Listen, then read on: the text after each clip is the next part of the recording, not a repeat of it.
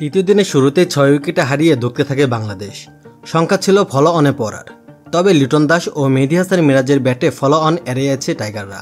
50-র পর সেঞ্চুরির পথে ছিলেন এই দুই ব্যাটার, তবে আউট হন ভালো ব্যাটিং করতে থাকা মিরাজ না পারলেও সেঞ্চুরি দেখা পেয়েছেন লিটন। দ্বিতীয় দিনে শেষ বিকালে 10 রান সংগ্রহ করে দিন শেষ করেছিল বাংলাদেশ। 9 বলে 6 রানে অপরাজিত ছিলেন ওপেনার সাদমান ইসলাম। তৃতীয় দিন খেলতে নেমে পেসার খুররাম শাহজাদের বোলিং তোপে মাত্র 16 রান যোগ করতে 6 উইকেট হারায় বাংলাদেশ।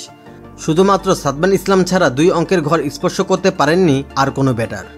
সাদমান 10, জাকির ইসলাম 1, নাজমুল হোসেন শান্ত 4, মমিনুল হক 1, মুশফিকুর রহিম 3 ও সাকিব আল হাসান 2 রান করে সাজঘরে ফিরে যান।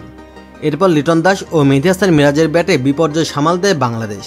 পাক বোলারদের সুযোগ না দিয়ে রানের চাকা সচল রাখেন এই দুই ব্যাটার। 83 বলে 50 পূরণ করেন লিটনের পর 50 পূরণ করেন মিরাজ।